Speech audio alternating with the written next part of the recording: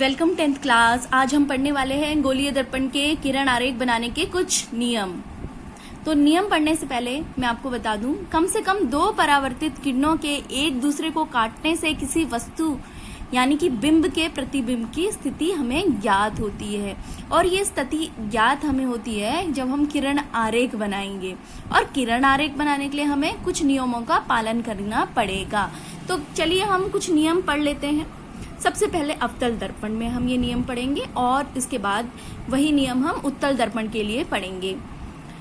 अवतल दर्पण के मुख्य अक्ष के समांतर, मुख्य अक्ष ये है, ठीक है, मुख्य अक्ष ये लाइन जो आपको दिख रही है PCF से होती हुई है जो गुजर रही है, प्रिंसिपल एक्सिस भी कहते हैं इसे, मुख्य अक्ष भी कहते हैं।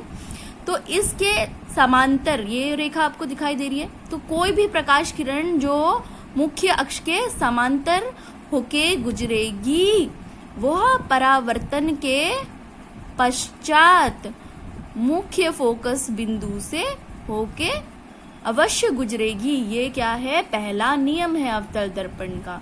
यही नियम हम उत्तल दर्पण के लिए भी पढ़ लेते हैं। उत्तल दर्पण में जब कोई प्रकाश किरण मुख्य अक्ष के समांतर होके गुजरेगी तो यह फोकस से गुजरती प्रतीत होगी। देखिए ये प्रकाश किरण है, मुख्य अक्ष के समांतर, मुख्य अक्ष है, मुख्य अक्ष के समांतर आ रही है और परावर्तन के पश्चात ये इस तरह से जा रही है। अगर इसको पीछे हम इस तरह से मिला देंगे तो ये फोकस, मुख्य फोकस से गुजरती प्रतीत होगी, गुजरती नहीं है, गुजरती प्रतीत होती है उत्तल दर्पण की जब बात करते हैं। और वहीं अवतल दर्पण में मुख्य अक्ष से गुजरने वाली जो प्रकाश किरण है वो परावर्तन के पश्चात फोकस बिंदु से होके गुजरती है। तो ये बात आपको सबसे पहला नियम है, ये आपको ध्यान में रखना है। किरण आरेख जब भी बनाना है तो ये पहला नियम आपको सबसे पहले याद होना चाहिए। तो इसको काफी ज्यादा आपको प्रैक्टिस करनी पड़ेगी। जितनी अधिक आप प्रैक्टिस करेंगे उतना अधिक आप अच्छे से इसको समझ पाएंगे। और इनको बनाने के लिए रफ हैंड से मत बनाइएगा, कोशिश करिएगा कि आप अच्छे से कंपास ले लें, प्रॉपर आप एक सर्कल का निर्माण करें और उसके बाद आप स्केल और पेंसिल की हेल्प से ही इसे बनाएं, तभी आप अच्छे से बना पाएंगे। अब बात करते हैं हम दूसरे नियम की। अवतल दर्पण में जब मुख्य फोकस से गुजरने वाली किरण, मुख्य फोकस से अगर कोई किरण गुजरेगी तो वो परावर्तन के पश्चात मुख्य अक्ष के समांतर निकलेगी। अगर कोई किरण आरेख मुख्य अक्ष से होकर गुजरेगी, यानी कि एक किरण है, प्रकाश किरण का आपतन हो रहा है, मुख्य अक्ष फोकस पे हो रहा है, ठीक है, फोकस बिंदु से ये किरण आरेख आपतित हो रही है, ठीक। तो ये किरण परावर्तन के पश्चात मुख्य अक्ष के समांतर होगी। इस तरह से निकली, इस तरह से किरण आरेख एक आई, ठीक। हमने प्रकाश किरण को एक किरण आरेख से दिखाया कि जो मुख्य फोकस से होते हुए आ रही है, और जब ये दर्पण पे पड़ेगी तो दर्पण पर क्या होगा, प्रकाश किरण का परावर्तन होगा। तो परावर्तन के पश्चात ये मुख्य अक्ष के समांतर होगी। ये मुख्य अक्ष है, आपको पहले भी बताया मैंने, मुख्य अक्ष के समांतर है, पैरेलल है। यही चीज हम उत्तल दर्पण में देख लेते हैं। मुख्य फोकस से गुजरती प्रतीत होने वाली किरण, मुख्य फोकस से ये इस तरह से दर्पण पर एक प्रकाश किरण पड़ी। अगर हम इसे और आगे बना लेंगे, मतलब दर्पण के पीछे इस तरह से ड्रॉ कर लेंगे तो हमें दिखाई दे रहा है कि मुख्य फोकस से गुजरती प्रतीत होने वाली जो प्रकाश किरण है वो परावर्तन के पश्चात मुख्य अक्ष के समांतर निकलती है। ये देखिए मुख्य अक्ष है। तो इस तरह प्रकाश किरण एक आई, ये मान लीजिए दर्पण है, आपने टॉर्च की अगर लाइट इस तरह से मारी तो ये प्रकाश किरण आपकी अगर फोकस से गुजरती प्रतीत हो रही है, ठीक है, ऐसी प्रकाश किरण, तो ये परावर्तन के पश्चात मुख्य फोकस के समांतर हो जाती है, ठीक। समझ में आया आपको? ये हमारा दूसरा नियम है। आपको बहुत अच्छे से इसको पढ़ लेना है, याद कर लेना है, और जितना हो सके अधिक से अधिक इसको ड्रॉ करना है, प्रैक्टिस करना है, ठीक है। अब हम पढ़ेंगे किरण आरेख बनाने के लिए जो तीसरा नियम हमारा है। अवतल दर्पण के वक्रता केंद्र से गुजरने वाली, वक्रता केंद्र क्या बताया था मैंने, वक्रता केंद्र जो सर्कल का सेंटर होता है वही सर्कल का केंद्र है। ये एक अगर हम इस तरह से ये सर्कल बनाते हैं तो ये सर्कल का क्या है, केंद्र है। उसी को हम वक्रता केंद्र कहते हैं, सेंटर ऑफ कर्वेचर भी कहते हैं। सी से हम इसे दिखाते हैं। तो इस पर जब कोई प्रकाश किरण पड़ती है, ठीक है, यहां से जब गुजरती है, सेंटर से गुजरती है, तो परावर्तन के पश्चात ये वापस उसी दिशा में परावर्तित हो जाती है। जिस जगह से आई, जैसे आई है यूं, इसी तरह परावर्तित हो जाती है। तीसरा नियम है, आपको याद रखना है। उत्तल दर्पण में इसी नियम को देख लेते हैं। वक्रता केंद्र से गुजरती प्रतीत होने वाली प्रकाश किरण, कोई प्रकाश किरण है, ठीक है, दर्पण पे पड़ी, हमने पीछे को इसको ड्रॉ कर दिया। तो जो प्रकाश किरण प्रतीत हो रही है सेंटर पे आती हुई, वो वापस उसी मार्ग पर लौट जाती है। यह तीसरा नियम है जो आपको याद रखना है। चलिए आइए हम पढ़ते हैं चौथा नियम। अवतल दर्पण पर हम चौथा नियम पढ़ेंगे। जो प्रकाश किरण दर्पण के ध्रुव पर टकराती है वह मुख्य अक्ष से समान कोण बनाती है। दर्पण के ध्रुव पर यहाँ अगर कोई प्रकाश किरण टकराएगी, एंगल आई, आपतन का जो कोण बनेगा वही परावर्तन का कोण बनेगा। सेम कोण से वो परावर्तित हो जाएगी। यदि कोई प्रकाश किरण दर्पण के ध्रुव पर टकराती है, पी पर टकराती है, यहाँ टकराती है, तो जितना एंगल इसने बनाया, angle I is equal to angle R. ये आपने नियम पढ़ा हुआ है, पहले वीडियो में मैंने आपको बताया हुआ है। यही नियम हम उत्तल दर्पण में देख लेते हैं। चलिए, उत्तल दर्पण, प्रकाश किरण दर्पण के ध्रुव पर टकराती है, वह मुख्य अक्ष पर समान कोण बनाती है। कोई प्रकाश किरण अगर मुख्य अक्ष पर टकरा रही है तो जितने एंगल से वो टकराई है वही सेम एंगल से वो इस तरह से वापस परावर्तित हो जाएगी। ये 4 नियम है, आपको बहुत अच्छे से इन्हें लर्न कर लेना है, प्रैक्टिस करना है। जितना प्रैक्टिस करेंगे तभी ये नियम आपको याद हो पाएंगे और आगे आप किरण आरेख बना पाएंगे। आप आगे पता कर पाएंगे कि अवतल दर्पण और उत्तल दर्पण में किस तरह से प्रतिबिंब बनते हैं और उनकी स्थितियां क्या होती हैं। चलिए आइए अब हम आगे एक टेबल पढ़ते हैं। सबसे पहले हम अवतल दर्पण में बिंब की विभिन्न स्थितियों पर उनके बनने वाले प्रतिबिंब के बारे में पढ़ेंगे। ये आपके एग्जाम में भी आ जाता है, 4 मार्क्स में आ जाता है, 2 मार्क्स में आ जाता है, या फिर कोई सिंपल मल्टीपल क्वेश्चन भी आपका आ सकता है। तो ये बहुत इंपॉर्टेंट टेबल है, बहुत मुश्किल नहीं है। 1 बार 2 बार 3 बार 4 बार आप प्रैक्टिस करेंगे, जितनी बार आप प्रैक्टिस करेंगे उतना अच्छा आपको समझ में आ जाएगा। तो सबसे पहले इसके लिए आपको जो नियम मैंने 4 बताए हैं वो याद कर लीजिए, तो बिल्कुल भी मुश्किल नहीं होगा आपको ये समझना। बिंब की स्थिति अगर अनंत पर होगी तो प्रतिबिंब की स्थिति फोकस पर बनेगी। ठीक है, प्रतिबिंब कहां पर आएगा, फोकस पर। अनंत पर जब बिंब होगा, फोकस आपका प्रतिबिंब फोकस पर बनेगा। प्रतिबिंब का आकार बहुत छोटा होगा, बिंदु की आकार का होगा।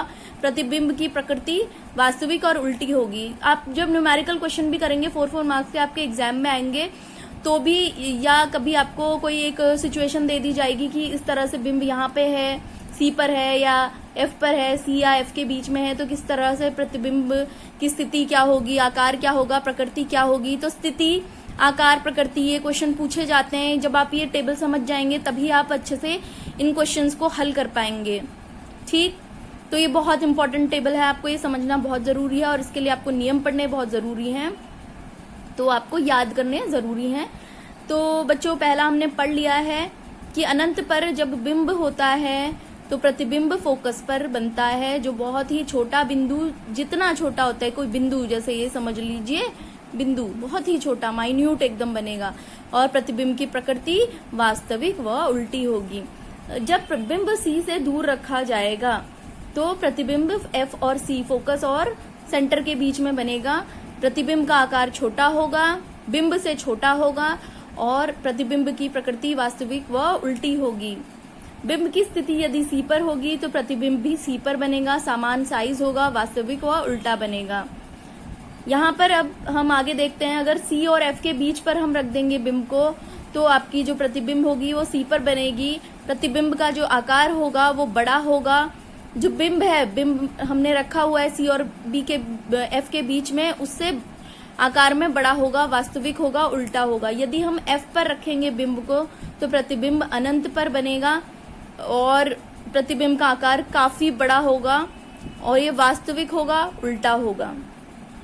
छठी बात हम करते हैं, ये इम्पोर्टेंट है, आपको ध्यान रखना है, क्योंकि हर बार जब भी हम बिंब कहीं पर भी रख रहे हैं तो हमारा जो प्रतिबिंब बन रहा है वास्तविक और उल्टा बन रहा है। सिर्फ ये एक स्थिति है प्रिंसिपल पी, ठीक है, पी पर रखा है जब और एफ के बीच में रखा है, ठीक है, तभी आपका जो प्रतिबिंब है दर्पण के पीछे बनता है, नहीं तो प्रतिबिंब हमेशा दर्पण के आगे बन रहा है। यहीं पर आपका दर्पण के पीछे बनता है, बड़ा बनता है, आभासी व सीधा बनता है। तो ये स्थिति भी याद रखने वाली है, इसको आप लर्न कर लीजिए इस टेबल को।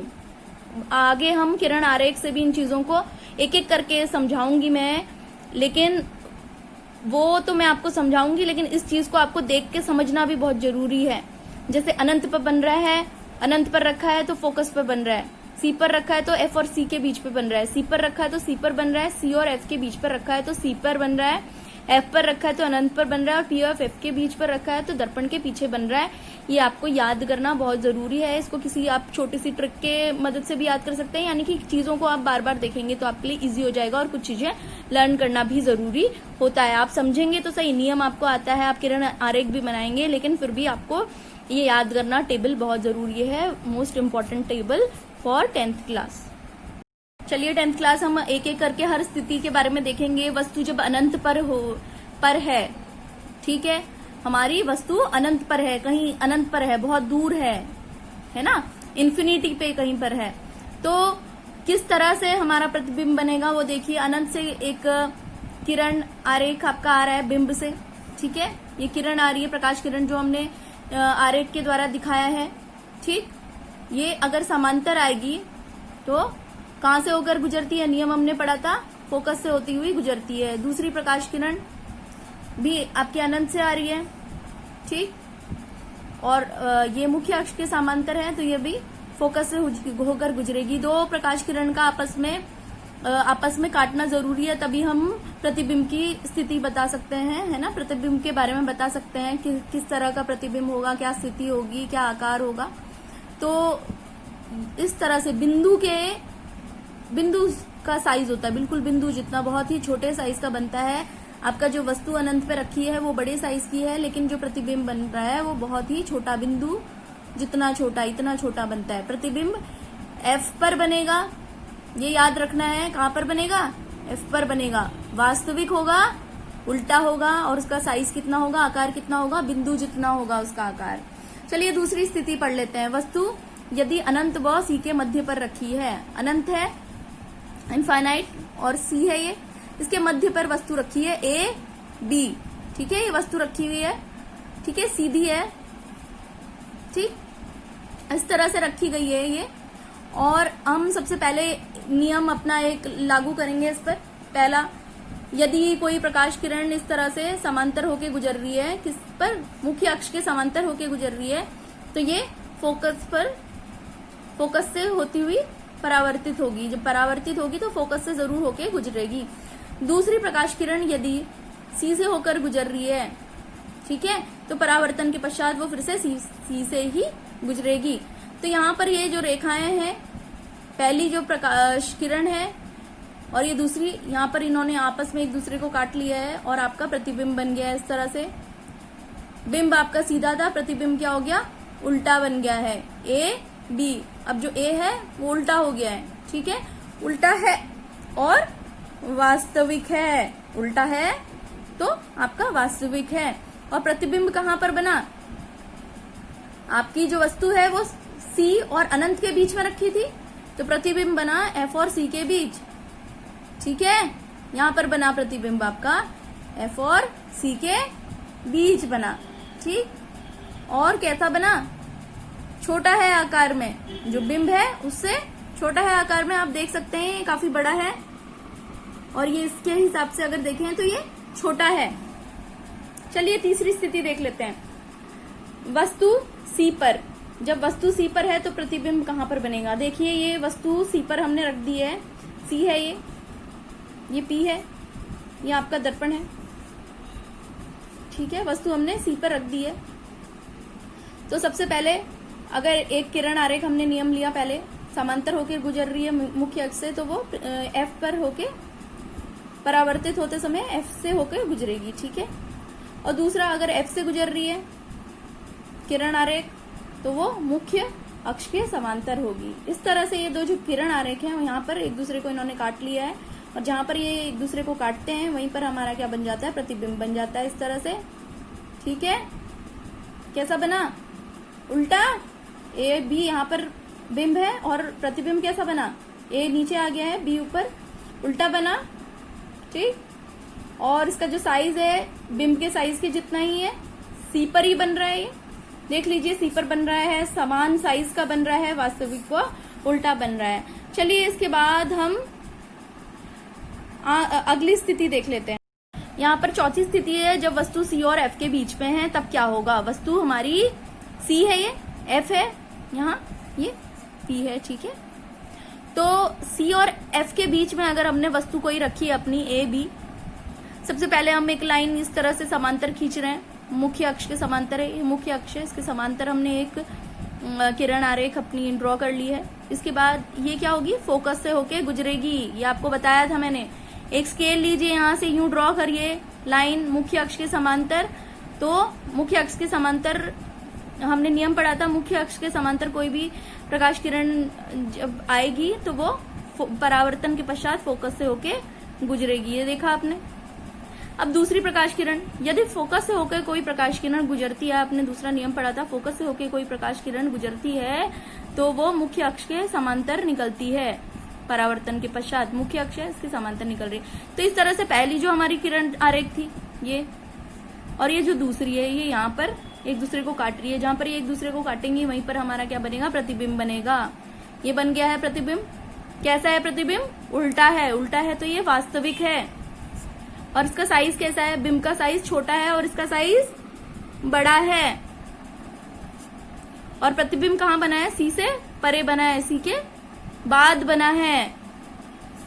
चलिए अब हम नेक्स्ट स्थिति देखेंगे। यहाँ पर आप देख सकते हैं पांचवी स्थिति, जब वस्तु एफ पर रखा हुआ है, फोकस पर रखा है, फोकस बिंदु पर वस्तु को रखा हुआ है इस तरह से, ये देखिए।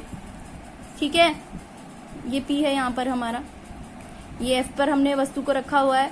तो सबसे पहले अगर हम एक जो लाइन है वो समांतर बनाते हैं किरण आरेख किसके, मुख्य अक्ष के, तो ये क्या होगी, फोकस से होके गुजरेगी। ठीक है, इस तरह से गुजरी। दूसरी रेखा हम बनाते हैं, अगर सी से कोई किरण आरेख हमारी आती है इस तरह से, तो वापस भी ये सी पर ही परावर्तित हो जाती है, आपको पता है। तो इस तरह से ये कहाँ पर मिलेंगे, कहीं पर जाके अनंत पे जाके मिलेंगे। ठीक, और अनंत पे जाके मिलेंगे, इस तरह से मिलेंगे तो ये जो भी बनेगा अनंत पे बनेगा, जो भी साइज बनेगा वो काफी बड़ा होगा। बहुत छोटा हमारा बिंब है, लेकिन जो अनंत पे बनने वाला है प्रतिबिंब, उसका साइज कैसा होने वाला है, बहुत बड़ा, अत्यधिक बड़ा, और वास्तविक होगा, उल्टा बनेगा, वास्तविक होगा।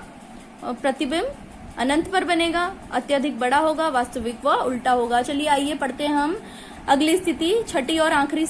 यदि हमने वस्तु को पी और एफ के बीच में रख दिया है, ठीक है, ये पी है, ध्रुव है पी, और ये एफ है, इसके बीच हमने वस्तु को रख दिया है।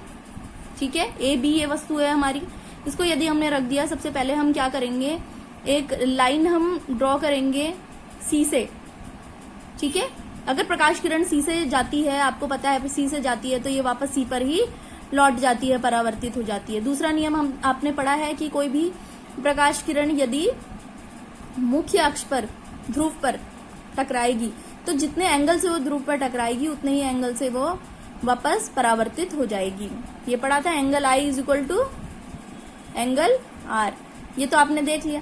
अब इन किरणों को ये वापस परावर्तित हो चुकी है, अगर इसको हम आगे इस तरह से दर्पण के पीछे अगर हम इस तरह से मिला दें, और ये जो एंगल हुआ है परावर्तन का यहाँ पर ध्रुव पे, इसको भी हम पीछे इस तरह से मिला दें, तो हम क्या देखेंगे, जो प्रतिबिंब बना है, ये काफी इंपॉर्टेंट केस है, क्योंकि ये इकलौता केस है जहां पर आपका जो प्रतिबिंब होता है वो सीधा होता है। बाकी हर बार कैसा था, प्रतिबिंब आपका जो भी बन रहा था वो उल्टा था। यहाँ पर देखो ए है, बी है, और प्रतिबिंब भी ए बी बना है। ठीक, हमेशा आप क्या कर रहे थे, नहीं तो ए नीचे हो जा रहा था, इस तरह से आगे जो भी बन रहा था यहाँ नीचे उल्टा बन रहा था। ये सिर्फ एक केस है जो आपको अवतल दर्पण का ध्यान में रखना है। जब भी वस्तु पी और एफ के बीच में होगा तो प्रतिबिंब दर्पण के पीछे बनेगा। बाकी सब केसेस में प्रतिबिंब दर्पण के आगे बन रहा है, बस इसी में होगा कि प्रतिबिंब दर्पण के पीछे बनेगा और विवर्धित बनेगा। देखिए यहाँ पर छोटा है और ये जो बना है प्रतिबिंब, ये कैसा है, प्रतिबिंब कैसा है, बड़ा बना है। और आभासी है, सीधा है, सीधा है, आभासी है। स्टूडेंट्स, आपको अगर मेरी वीडियो अच्छी लगी, आपको समझ में आया जिस तरह से मैंने आपको समझाया, तो इस वीडियो को लाइक करिए, शेयर करिए, चैनल को सब्सक्राइब करिए। Thanks for watching.